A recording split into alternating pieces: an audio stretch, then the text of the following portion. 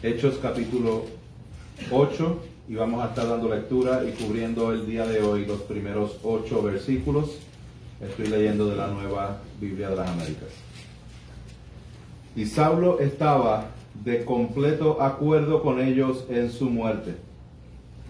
En aquel día se desató una gran persecución en contra de la iglesia en Jerusalén, y todos fueron esparcidos por las regiones de Judea y Samaria, excepto los apóstoles.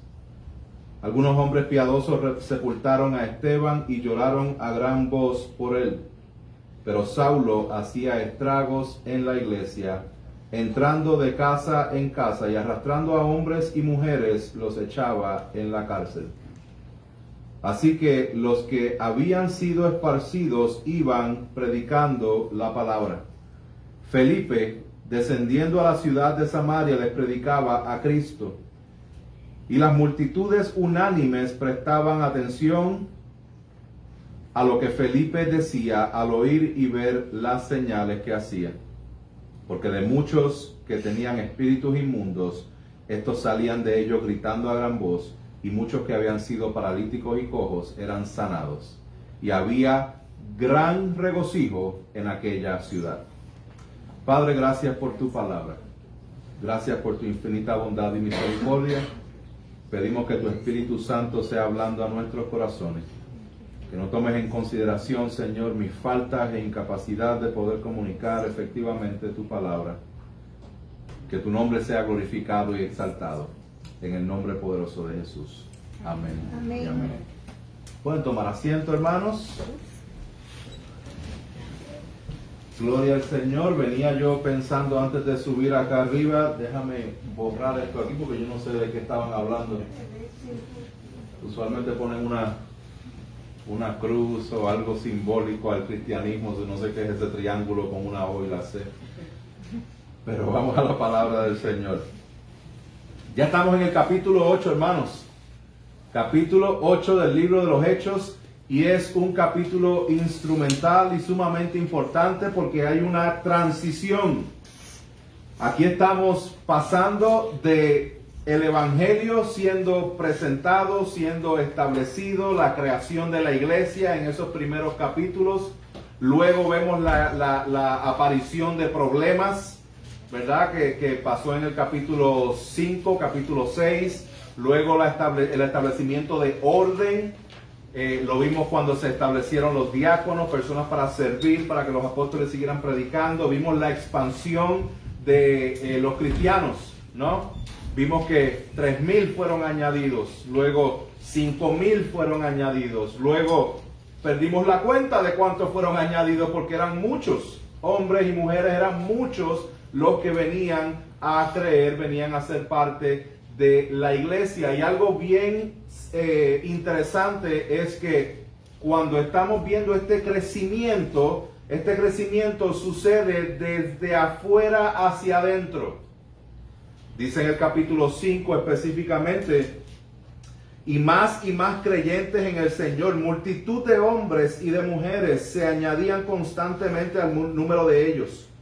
También la gente de las ciudades en los alrededores de Jerusalén acudían. Entonces, las personas que están viniendo y todas estas miles de personas son personas que ya están en Jerusalén y personas que están siendo añadidas de otras ciudades, saliendo desde afuera hacia adentro. Pero no fue al revés.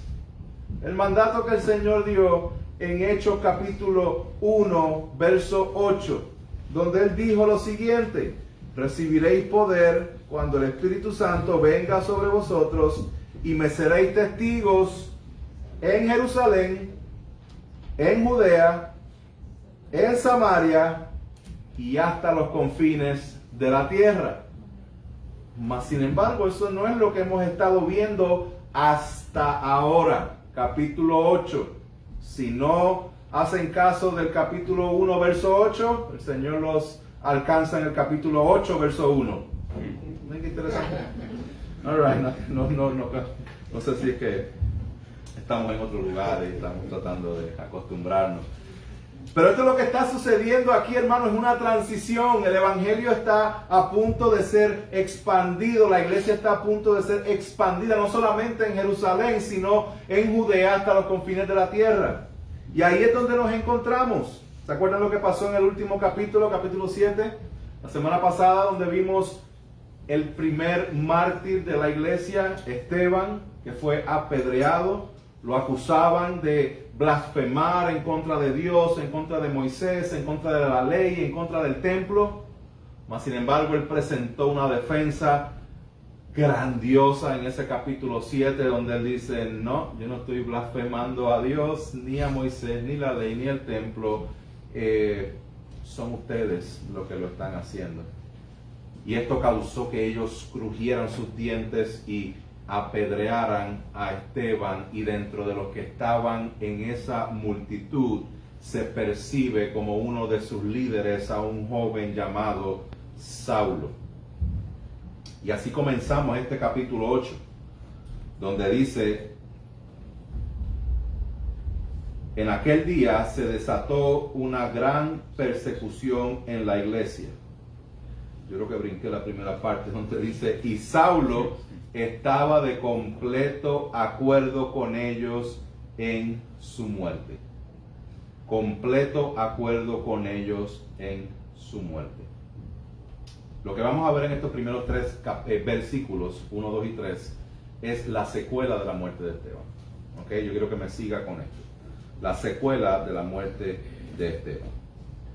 Dice que en aquel día se desató una gran persecución en contra de la iglesia en Jerusalén, y todos fueron esparcidos por las regiones de Judea y Samaria, excepto los apóstoles. Vamos a detenernos ahí, porque aquí empezamos a ver el orden en el cual Dios dio el mandato en el capítulo 1, verso 8, de Jerusalén, Judea, Samaria, confines de la tierra.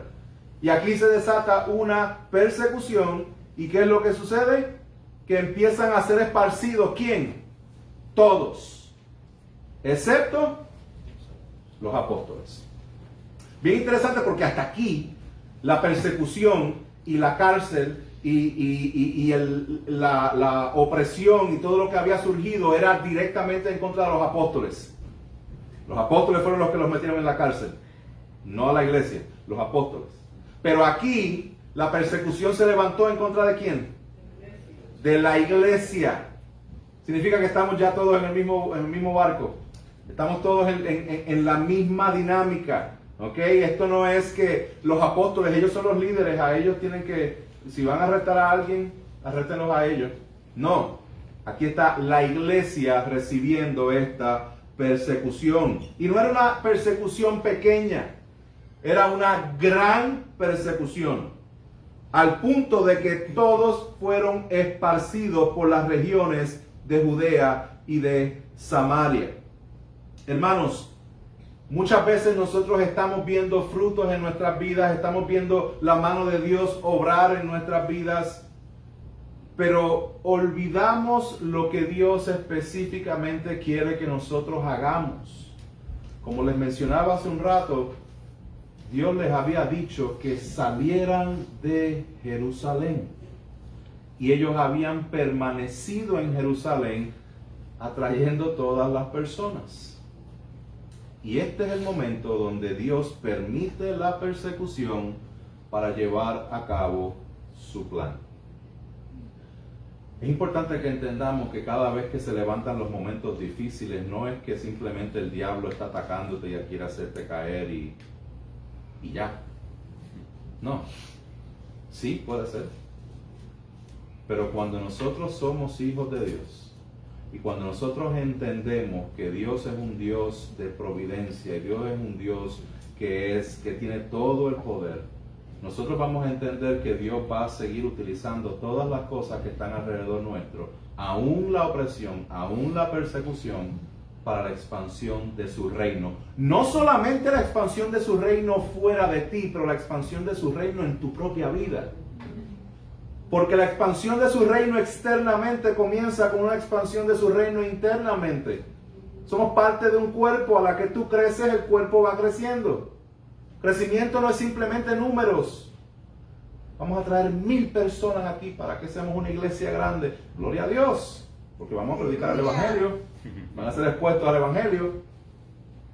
Sí, pero lo que queremos es que nosotros, cada uno de nosotros, de los que estamos aquí escuchando esta palabra el día de hoy, que nosotros crezcamos y maduremos en la palabra del Señor, porque si nosotros somos parte de un cuerpo, si yo crezco, el cuerpo crece. Si yo crezco, el cuerpo crece. Si el cuerpo crece, el reino de Dios es expandido. Y esto es lo que está sucediendo aquí. Era de Jerusalén a los confines de la tierra, no de los confines de la tierra a Jerusalén. Entonces, tenemos que entender, hermanos, que la persecución, los problemas, las circunstancias, sí, van a alterar tus planes, pero van a expandir los de Dios. Eso no sonamos muy convencidos de eso. Los problemas y las circunstancias van a alterar nuestros planes. Y por eso es que los resistimos tanto. Por eso es que no nos gustan los problemas, no nos gustan las dificultades, no nos gusta nada de eso. ¿Por qué? Porque altera siempre nuestros planes. Pero ¿qué tal si entendemos que Dios todo lo usa para su gloria? Que todo obra para bien para los que aman a Dios. Y que a lo mejor la interrupción de tu plan va a significar la expansión del plan de Dios para tu vida. No cerremos la puerta a lo que Dios está haciendo por medio de las dificultades. Dios usa la opresión y no es la primera vez que nosotros vemos esto en las Escrituras. ¿Se acuerdan de José? ¿Se acuerdan de José cómo Dios le había dado una revelación, un sueño en el cual él iba a preservar a sus hermanos y sus hermanos dijeron, ¿quién tú te crees que eres? Lo querían matar. Lo venden y cada vez iba de mal en peor, de acuerdo a los planes que nosotros pudiéramos tener. ¿Qué sucedió con José? José terminó en la cárcel. José terminó siendo acusado falsamente. José terminó siendo olvidado. Cuando por fin dijo, le acabo de interpretar el sueño a este, a lo mejor se va a acordar de mí, voy a salir de aquí. No, 2 años más en la cárcel porque se olvidaron de él. Mas sin embargo, cada uno de sus problemas fue utilizado por Dios para expandir su reino, para preservar su palabra, lo que él había hecho. Eso es lo que Dios hace por medio de nuestras vidas también, usando problemas y circunstancias. Sucedió con el pueblo de Israel, ¿se acuerdan en Éxodo? Cuando ellos estaban creciendo en gran manera y empiezan a oprimirlo, pero mientras más los oprimían, más se multiplicaban. ¿Qué tendencia tenemos los cristianos? Mientras más los oprimen, más Dios los multiplica. Lo que se multiplica es su reino, hermano. No es lo que se multiplica no es nuestras capacidades y nuestra net worth. Ahora tengo más dinero, se multiplicó. Tengo una casa más grande, tengo un carro más. No se trata de eso. Se trata de la expansión del reino de Dios, porque estábamos muertos en nuestros delitos y pecados, en la oscuridad de las tinieblas, y Él nos arrancó de ahí, nos puso en su luz admirable. Le pertenecemos a Él. Por eso es que el cristianismo se trata de nosotros cargar nuestra cruz cada día y seguir en pos de Él. Amén. No para nosotros darnos latigazos en la espalda. Soy un mártir, me gusta sufrir por el Señor. No, es porque el gozo pleno lo encontramos en Cristo. Mientras perseguimos nuestros planes, pensamos que estamos en pos de la felicidad, en pos del gozo, en pos de lo que realmente necesitamos, pero es un falso Dios. No te va a proveer lo que estás buscando. Lo que realmente tu alma necesita es rendición total a Dios, morir al yo, estar en el plan del Señor, porque estando en el plan de Él es que encontramos la plenitud y el gozo completo y perfecto. Aleluya. Para Saulo Y los perseguidores, el propósito de la persecución a la iglesia era detener el avance del evangelio de Jesucristo. Pero para Dios, el propósito de la persecución de la iglesia era precisamente permitir el avance del evangelio de Jesucristo. Qué interesante que estas personas se pongan de acuerdo. Vamos a acabar con los cristianos y vamos a eliminar esta nueva creencia que hay. Vamos a detener el avance del evangelio. ¿Cuál es el plan? Vamos a perseguirlo. Mas, sin embargo, Dios dice, voy a expandir el avance del evangelio. ¿Cuál es el plan? El mismo que ellos lleven. El mismo que ellos van a usar o pretenden usar para detenerlo es lo mismo que Dios va a usar para multiplicarlo. Qué bueno es confiar en el Señor. Qué lindo es entender cuán grande es Él, que lo que el enemigo usa para tratar de maldecir y detener lo que Dios hace es precisamente lo que Dios va a usar para la expansión de su reino. Hermanos, ¿por qué es significativo que los apóstoles se quedaran en Jerusalén mientras que la iglesia iba siendo esparcida? Es importante que veamos esto porque ahí es que nos encontramos tú y yo. La iglesia no se trata de los apóstoles, no se trata de los pastores. La iglesia somos todos. Y aquí nos da el indicativo de la gran importancia que es la iglesia y cada uno de nosotros dentro del cuerpo que es la iglesia. Quienes son utilizados para predicar y llevar el evangelio, inicialmente fue la iglesia y los apóstoles se quedaron. En cierta forma ellos pensaban, y todavía, y lo vamos a ver, ellos pensaban que lo que ellos tenían que hacer es expandir el evangelio, pero a los judíos. Vamos a Judea, vamos a Samaria, vamos a los confines de la tierra para alcanzar a todos los judíos que están en otros lados. Por eso es que cuando Pedro tiene esta visión de que vaya a llevarles el evangelio a Cornelio y toda la gente que estaba allá, él decía, yo no puedo hacer eso, ¿verdad? Entonces había una resistencia todavía que los mismos discípulos no habían entendido, los mismos apóstoles no habían entendido en que el evangelio iba eventualmente a cubrir a los gentiles, a usted y a mí. Y entonces lo que está sucediendo es que Dios está usando la iglesia y la persecución para que comience a expandirse. ¿Qué es lo que nosotros vamos a ver aquí? Hermanos, quienes esparcen y comparten el evangelio, las buenas nuevas de salvación, no fueron los líderes, los pastores, los apóstoles, fueron los creyentes comunes y corrientes como usted y como yo. Son los creyentes comunes y corrientes los que comparten el evangelio día tras día, en su trabajo, en su contexto, en su comunidad, con su familia. Somos nosotros juntos como iglesia los que estamos alumbrando a la comunidad allá afuera. Mientras tanto nos reunimos para fortalecernos, para crecer, para madurar, para equiparnos y estar listos para seguir haciéndolo. ¿Make sense? Vamos a seguir en el verso 2 porque dice que en el verso 2 que algunos hombres piadosos sepultaron a Esteban y lloraron a gran voz por él. Lloraron a gran voz por él. Esteban es apedreado. Sabemos que es una gran injusticia lo que acaban de cometer estos líderes religiosos. Y había un grupo de personas que lloraban a gran voz por Esteban. Ustedes saben que está la Torá. La Torá es la ley del Antiguo Testamento. A esa Torá, lo que son los fariseos y los religiosos habían creado como una extensión de la Torá llamada el Mishnah. Lo que hacían era que le añadían otras leyes para tratar de explicar la Torá.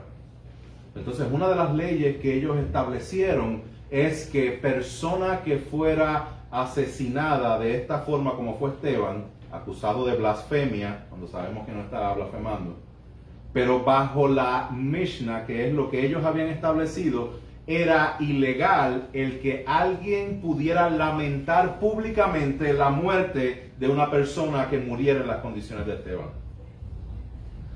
Lo que ellos estaban haciendo no era simplemente, estoy llorando porque yo conocí a Esteban y Esteban era una buena persona, un día fuimos a almorzar y compartimos.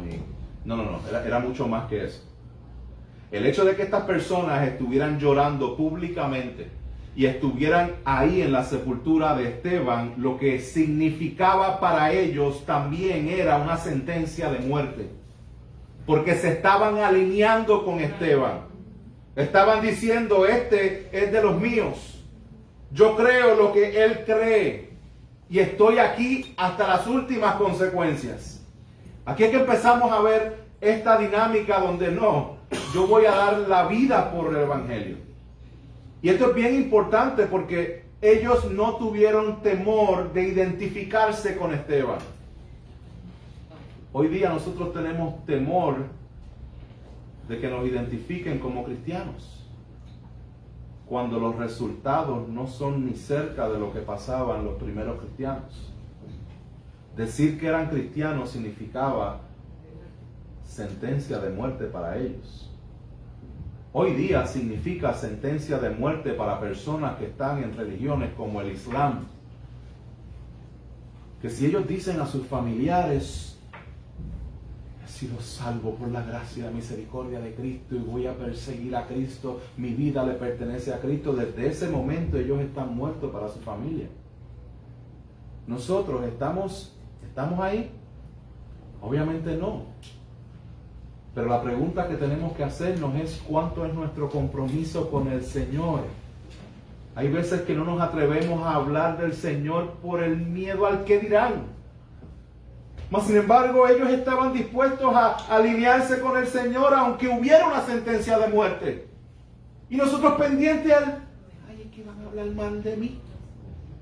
Es que ¿qué van a pensar? Es que yo no lo sé comunicar bien. Es que yo no sé hacer esto, yo no sé hacer lo otro. Hermanos, es verdad, muchas veces no vamos a saber, pero tenemos que aprender a dejar de confiar en nosotros mismos y confiar en Él, el que pone el querer como el hacer, el que nos da la palabra específica. Vamos a seguir conociendo, vamos a seguir reuniéndonos, vamos a seguir equipándonos, vamos a seguir madurando, vamos a seguir creciendo para que cuando nos lleguen los momentos estemos listos para presentar defensa del Evangelio.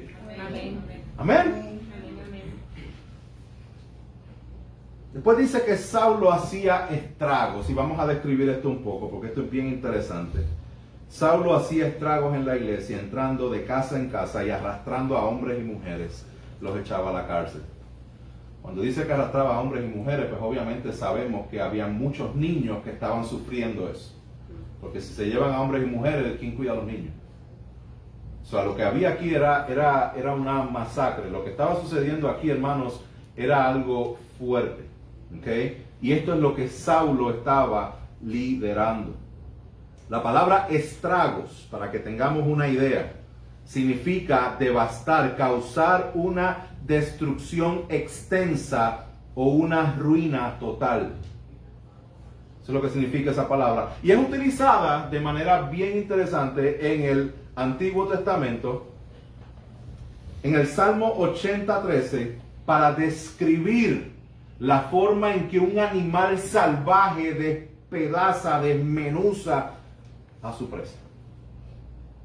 Cuando hablamos de que Pablo estaba haciendo estragos, la comparación que podemos tener es de un animal salvaje tratando de no solamente matar y terminar a su presa, no, de destruirla y desmembrarla por completo. Esto es lo que estaba sucediendo aquí. Y Pablo después reconoce esto.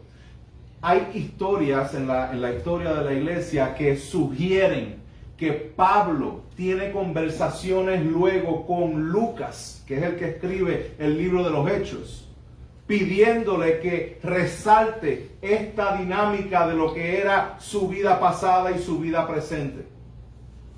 Porque él estaba totalmente avergonzado de lo que él había hecho.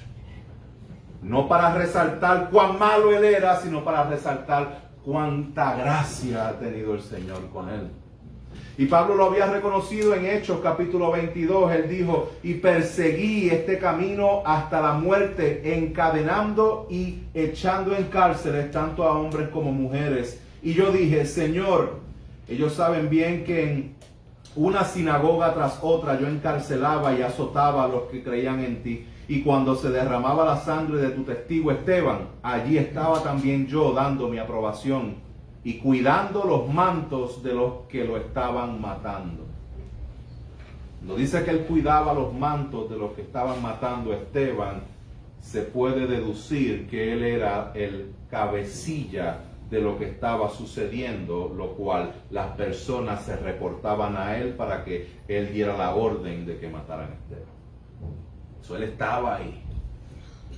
También dice en Hechos capítulo 9, verso 1, que él respiraba amenazas y muerte en contra de los cristianos. En Hechos 26 dice que no solamente encerró en cárceles a muchos santos con la autoridad recibida de los principales sacerdotes, sino que cuando eran condenados a muerte, yo daba mi voto en contra de ellos, y castigándolos con frecuencia en todas las sinagogas, procuraba obligarlos a blasfemar. Y locamente enfurecido contra ellos, seguía persiguiéndolos aún hasta en las ciudades extranjeras. Hermanos, Saulo estaba en total locura en contra del Evangelio de Jesucristo. Él fue perseguidor de la iglesia, como dice en 1 Corintios 15. En Gálatas 1:13 él dice: porque vosotros habéis oído acerca de mi antigua manera de vivir en el judaísmo, de cuán desmedidamente perseguía yo a la iglesia de Dios y trataba de destruirla. Y a Timoteo él le dijo: antes, habiendo sido yo blasfemo y perseguidor y agresor de la iglesia, dice, sin embargo se me mostró misericordia porque lo hice por ignorancia en mi incredulidad. Hermanos, hay muchas cosas que nosotros hacemos en ignorancia. Ay, que yo no sabía. Yo no sabía que el Señor había dicho esto y yo estoy haciendo esto otro. Pero ¿qué hacemos cuando sí sabemos? ¿Qué hacemos cuando somos confrontados con la palabra y la palabra nos muestra de que la forma en que estamos viviendo no es la forma que Él ha establecido en la Escritura? No estamos hablando de que es que yo no sabía y ya es muy tarde. No. Estamos hablando de que en ignorancia, sí, el Señor es súper misericordioso y su gracia nos inunda, claro que sí. Pero la respuesta es: ¿qué hacemos cuando sí nos damos cuenta de que estamos mal? Yo les encarezco y les motivo a que nosotros todos los días estemos moviéndonos en pos de la obediencia a la palabra de Dios. No vamos a ser perfectos, pero sí vamos a ir moviéndonos hacia el frente en el caminar del Señor. Y quiero poner un ojo, una advertencia en esto. ¿Por qué? Yo no sé si soy yo o a lo mejor a usted le ha pasado, pero hay muchas personas que se glorían no en la gracia del Señor, sino que se glorían en cuán malos ellos eran. No sé si ha tenido la experiencia de escuchar ese tipo de testimonio. Tú no sabes cuán malo yo era. No, gracias. Tú no sabes las cosas que yo hacía. Chachi, se empiezan a reír. Chachi, lo que yo hacía. Que si bebía, yo bebía, pero yo era... Que si la fiesta, el que hacía la fiesta todo el tiempo, yo hacía esto. Y que si mujeres aquí, mujeres allí, chacho, y todas las mujeres que tenía. ¿Verdad? Y entonces cuando comparten su testimonio, en cierta forma están resaltando cuán pecadores eran, pero con un sentido de orgullo. Porque yo sí que era malo. Al punto de que muchas veces llegan hasta decir, cuando tienen situaciones de la vida real, voy a tener que sacar a pasear a la vieja criatura. ¿Han escuchado eso? Yo soy el único que escucha esta cosa, ¿o? ¿Verdad? Hasta aquí. Si me pasa eso, ahí yo no sé cómo yo voy a responder, yo no sé porque, ¿verdad? ¿Qué tal si empezamos a desarrollar en nosotros un carácter como el de Cristo? Que no nos enorgullezcamos por cuán malos fuimos, sino que nos rindamos ante cuánta misericordia Él tuvo de nosotros. Porque no les voy a discutir, éramos malos. Y éramos enemigos de Dios. Sí, pero no nos enorgullezcamos de las cosas que nosotros hicimos en el pasado. Y no trate de pretender que en Cristo nosotros podemos tener una nueva criatura, una nueva naturaleza y querer revisitar nuestra vieja naturaleza cuando nos convenga. Porque no, No funciona de esa forma, hermanos. Nosotros tenemos que enfocarnos en Cristo, en lo que Él ha hecho, y constantemente estar en guerra con nuestro pecado. Porque va a venir detrás de ti, va a perseguirte, tu carne va a seguir tratando de levantarse. Nosotros tenemos que pelear con el pecado, confiando en el Señor Jesús. Y Pablo es un buen ejemplo de esto. Vamos a conocer su historia en los próximos capítulos. Ahora, Pablo se veía así y entendía cuán pecador él era, pero lo usaba para la gloria de Dios. Pero la misma iglesia reconocía Pablo. ¿Ustedes saben cuando Ananías, Dios le habla para que él vaya donde estaba Saulo? Ananías le cuestiona a Dios y le dice: ¿tú estás seguro que a ese Saulo tú quieres que yo vaya? ¿A ese? Mira si era malo que Ananías le cuestiona a Dios. Tú estás haciendo una buena decisión en escogerlo a él.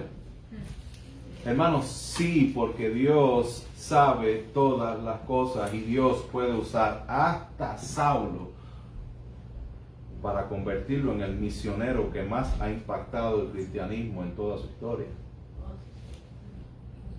¿Cómo no podrá usarnos a nosotros?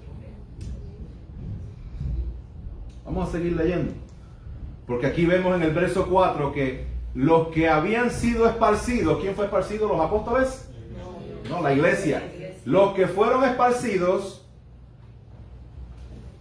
iban predicando la palabra. En el verso 1 dice que todos fueron esparcidos excepto los apóstoles. Y aquí dice que todos los que fueron esparcidos iban predicando la palabra. Hermanos, si nosotros nos hacemos la pregunta, y nosotros somos realistas, nosotros vamos a llegar a la conclusión de que ninguno de los que estamos aquí somos de Rock Hill. ¿Verdad que no? Ninguno de nosotros somos de Rock Hill. Mas sin embargo, nosotros muchas veces estamos tratando de levantar el plan nuestro. Y aquí es donde yo quiero llamarles la atención un poco, en que nosotros estemos alerta en confundir el sueño americano con el sueño del verdadero cristiano. Porque no son lo mismo ni se escriben igual. Y hay veces que nosotros venimos tan enfocados a este país para buscar y perseguir este sueño americano, que el Señor en su misericordia nos salva, nos trae a Él, porque yo quisiera hacer una encuesta de cuántos de ustedes Dios los salvó cuando llegaron a este país. Yo soy uno de ellos. Me gustaría saber la encuesta después. Pero muchas veces el Señor nos saca de allá, nos trae acá, Dios nos salva, no para que persigamos el sueño americano, sino para que persigamos el sueño de Dios de expansión del reino de Él aquí en la tierra por medio nuestro.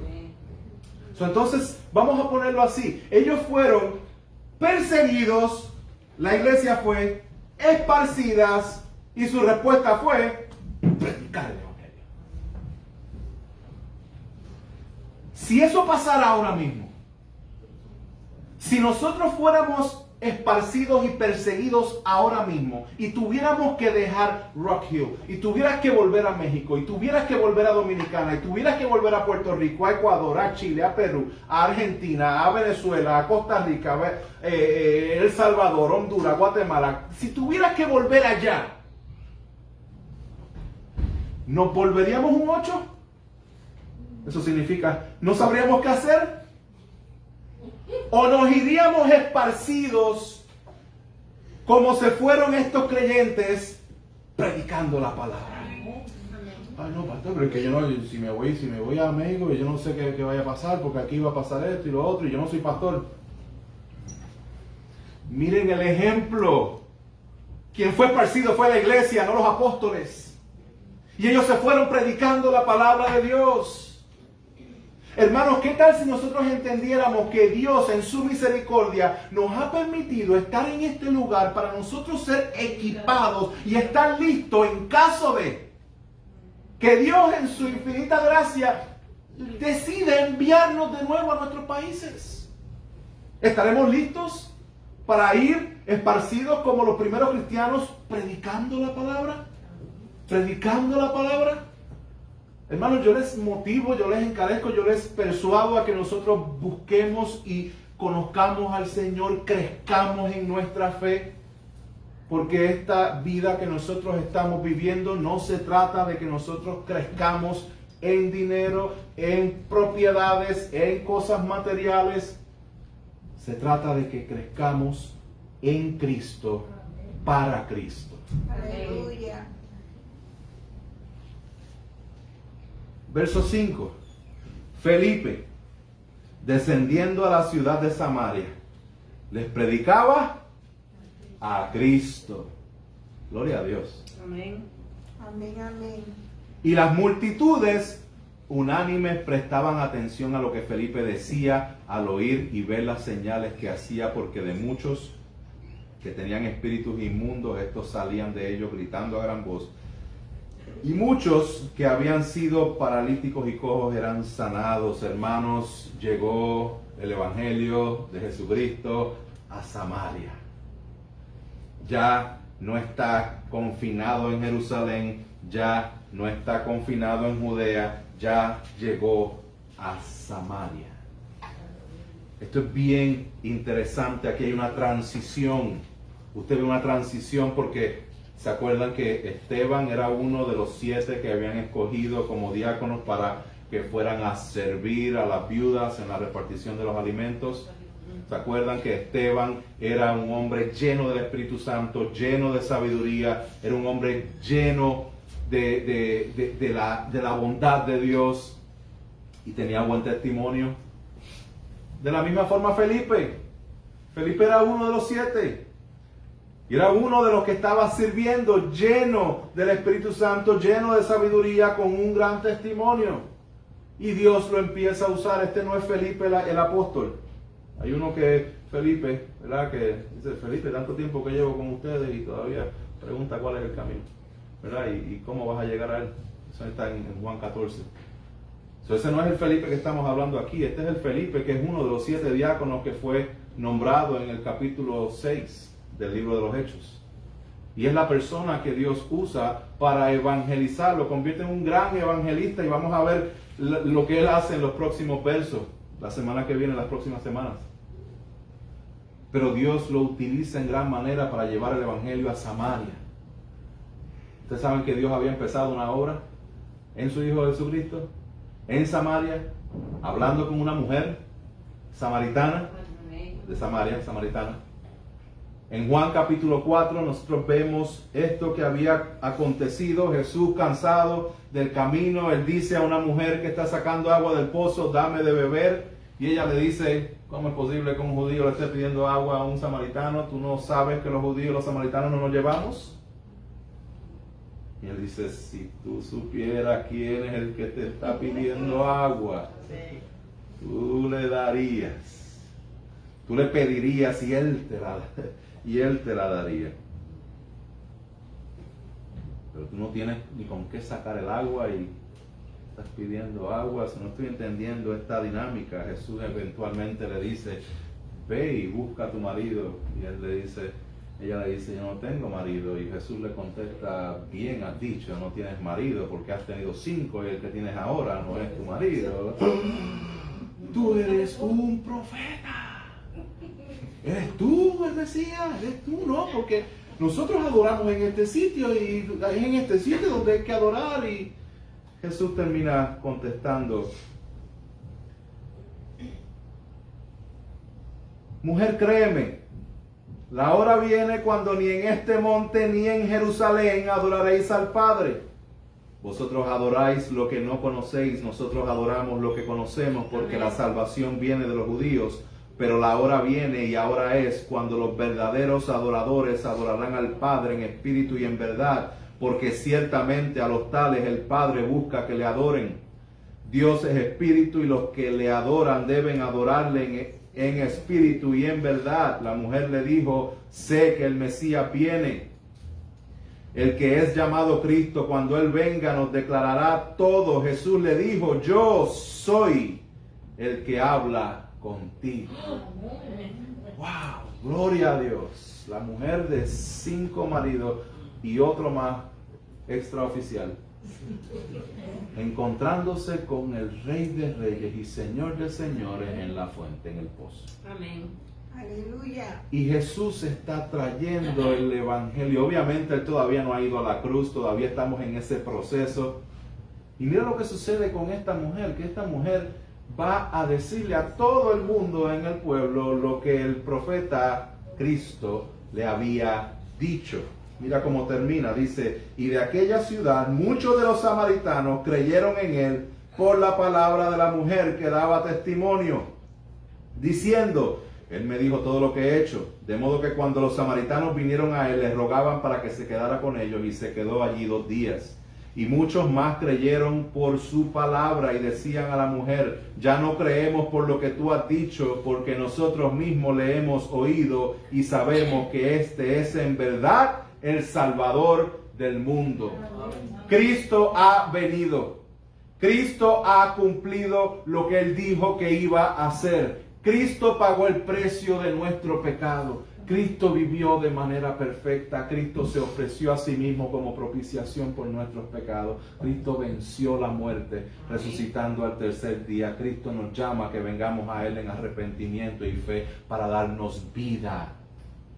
Y aquí por primera vez ese mensaje glorioso completado del Evangelio de Jesucristo está saliendo de Jerusalén, Judea, y acaba de llegar a Samaria. Algo bien interesante, Samaria era la capital de Israel del norte. Israel se divide en las tribus del norte, las tribus del sur. En el sur era Judá, las tribus del norte, la capital era Samaria. Cuando las tribus del norte fueron destruidas por los asirios aproximadamente en el año 722 a.C., ellos fueron limpiados, eliminados del mapa. Lo que sucede es que los asirios se llevan a las personas más capacitadas, a los más preparados, se los lleva, y entonces lo que hace es que repuebla el lugar de Samaria con extranjeros. Estos extranjeros comienzan a casarse y a tener familia, hijos con las personas judías que quedaron, y desde entonces lo que eran los samaritanos eran como una mezcla que era considerada impura por los judíos de Judá. Por eso era que ellos decían, los samaritanos, no vayas por ahí. Pero Jesús decía, no, me es necesario pasar por Samaria. Esta es la dinámica que nosotros vemos aquí, y aquí llegó el Evangelio de Jesucristo a Samaria. Cuando llega el Evangelio de Jesucristo por la predicación de Felipe, mira cómo fue recibido. Verso 8. Y había gran regocijo en aquella ciudad. Gran regocijo. Multitudes prestaban atención unánimes porque veían las señales, veían las sanidades, eran llevados a cabo, que se estaban llevando a cabo, y espíritus inmundos gritaban a gran voz porque el Evangelio de Cristo había llegado. Gran regocijo. Hermanos, las buenas nuevas de salvación tienen que ser recibidas con gran gozo. Con gran gozo. La vida del cristiano debe ser una vida de gran gozo, porque Cristo ha completado la obra que nosotros no podíamos completar. Muy pronto los gentiles iban a estar gozando de ese Evangelio. Siga viniendo para seguir estudiando el libro de los Hechos, pero también lo puede leer en su casa para que tenga un spoiler alert, ¿verdad? Para que pueda enterarse qué es lo que va a estar sucediendo. Hermano, el Evangelio de Jesucristo son las buenas nuevas de salvación que producen un gran gozo. El gozo que estaba sucediendo en Samaria era un gozo que estaba totalmente ligado al Evangelio de Jesucristo. Vamos a traer esto un poco más a la aplicación a nuestros días. Tenemos que entender algo bien importante, y es que el gozo es un regalo de Dios. El gozo es un regalo de Dios. En Samaria ellos estaban gozosos por el Evangelio. Nosotros estamos gozosos por la obra de Cristo en el Evangelio, al punto que Dios nos ordena a que estemos gozosos siempre. Primera de Tesalonicenses 5:16 dice, estad siempre gozosos. ¿Ustedes saben que eso es un mandato? De estar siempre gozosos. ¿Qué es lo que primeramente nos viene a la mente cuando nosotros escuchamos algo así? Escuchamos un mandato como ese, estar siempre gozosos. Lamentablemente muchas veces la primera palabra que viene después de escuchar eso es un pero. Que tú no sabes lo que yo estoy pasando. Pero es que esta situación que yo tengo es bien difícil. Pero Pablo dice a los Filipenses 4:4, regocijaos en el Señor siempre. ¿No me entendieron? Otra vez lo diré, regocijaos. Lo dice 2 veces. Esa parte de no me entendieron fue añadida. Pues. El Señor quiere que nos regocijemos siempre. No como una opción, no como algo que pues déjame ver si las circunstancias de la vida me lo permiten. No. ¿Por qué? Hermanos, por la sencilla razón de que el gozo en el cual Dios nos ha mandado a estar siempre es un gozo que Él lo dio, es un regalo y es Cristo mismo. El gozo de estar siempre que el Señor nos manda, el gozo de regocijar siempre de Filipenses 4:4, de Primera de Tesalonicenses capítulo 5:16, es un gozo que es Cristo mismo. Y sí puedes tener circunstancias, pero eso no significa que dejas de tener a Cristo.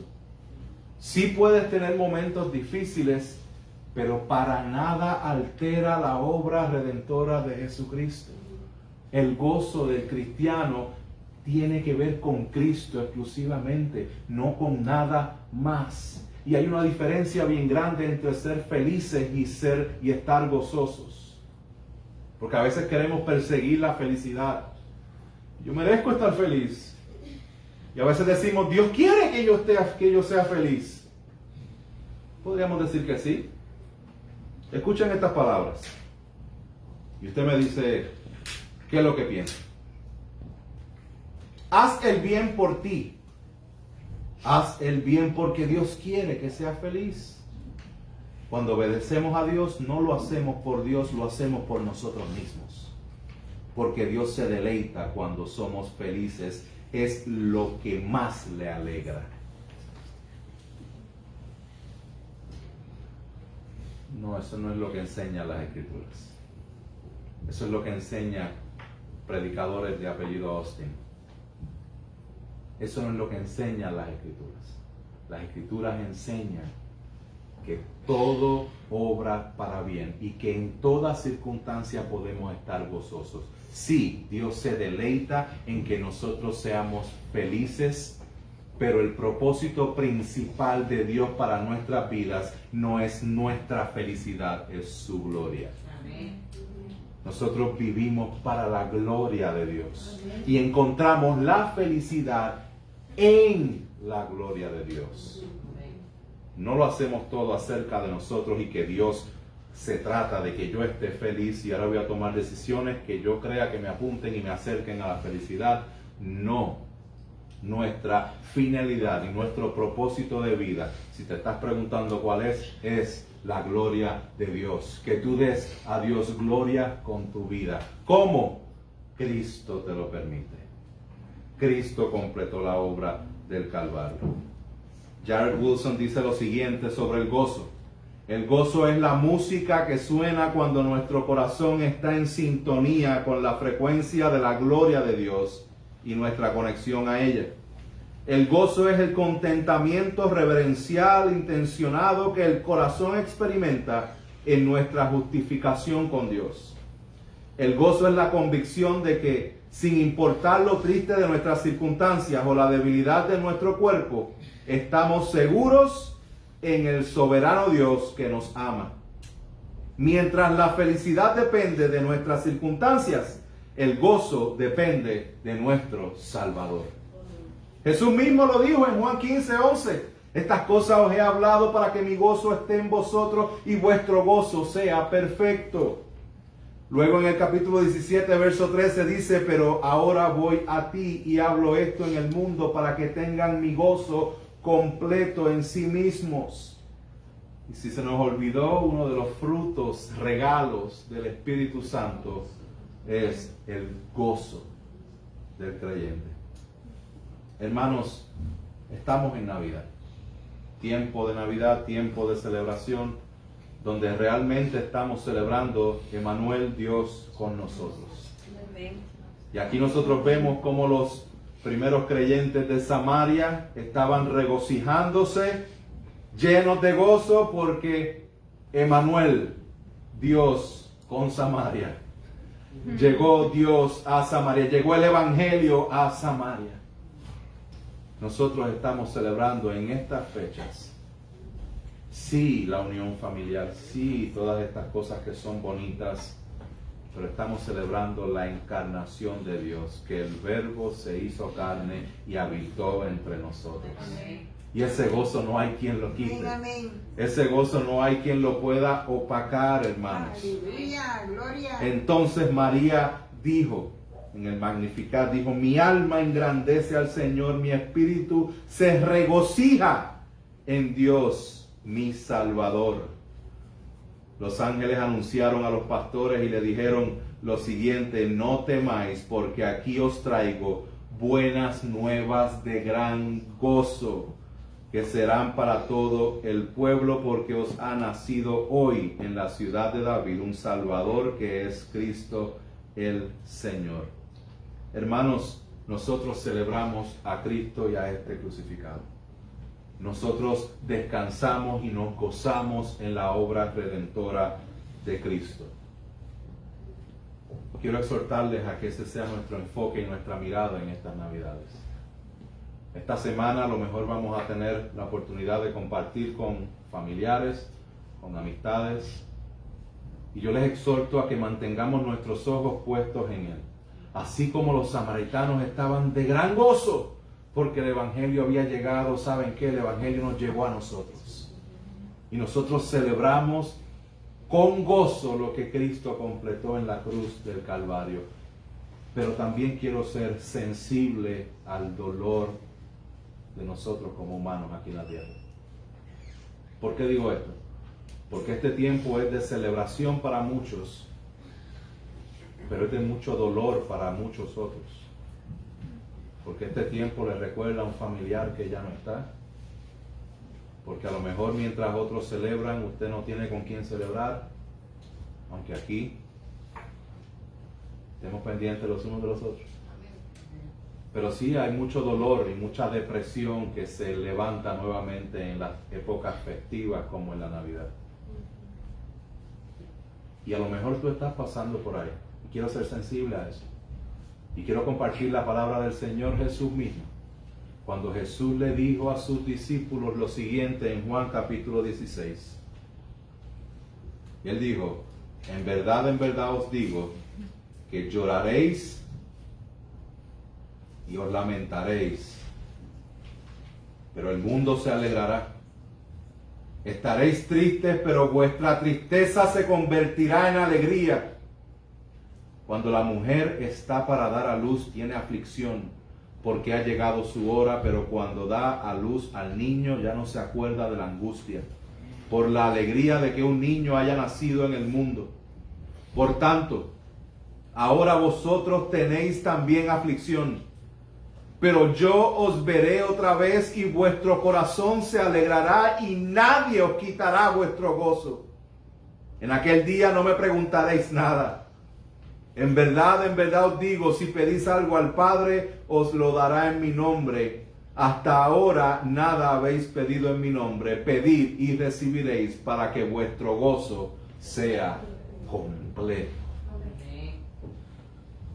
Hay sufrimiento ahora y hay dolor, pero la promesa del Señor es que le veremos a Él tal cual es. Y Él nos está diciendo, cuando lleguemos allá arriba, no vamos a ir con una lista de cosas que le vamos a reclamar. ¿Y por qué me permitiste pasar? ¿Y por qué hiciste? No. vamos a ir allá a rendirnos delante de su presencia por una eternidad con un gozo completo en la obra redentora de Cristo. Yo les exhorto, mis hermanos, a que descansemos en el Señor, a que pongamos nuestra mirada en la cruz del Calvario. Su obra no solamente fue completada, fue hecha de manera perfecta y es eficaz para salvar y para sostenernos hasta el día en que no vamos a sufrir con más lloro, con más dolor, con más pecado, con más tragedia, con más dificultades. Que nuestra esperanza y nuestro gozo estén plenamente en Él y que nos regocijemos, al igual que estos cristianos, aún en medio de la persecución, predicando la palabra para que pueda ser recibida con regocijo de la misma forma en que lo recibieron los samaritanos. Pongámonos de pie. Padre Celestial, te damos gracias. Gracias por tu palabra. Gracias por tu obra redentora. Gracias porque tú eres fiel. Te pedimos que guardes nuestros corazones. Te pedimos, Señor, que nos llames al arrepentimiento, a la fe, entendiendo que solamente en ti podemos tener salvación. Ayúdanos, Padre amado, a que podamos entender y vivir y experimentar el gozo de la salvación. Que estemos preparados para predicar el Evangelio cuando se levante la oposición, la persecución, la opresión. Que estemos listos, Señor. Ayúdanos a madurar en la fe. Ayúdanos a descansar en ti. Y para todos, Señor, los que están sufriendo en este momento, ayúdanos y sosténnos a que nuestra mirada esté en la obra redentora. Eres tú nuestro guardador. Eres tú quien nos guía, Padre. Te damos la gloria y la honra en el nombre poderoso de Jesús. Amén. Amén, amén.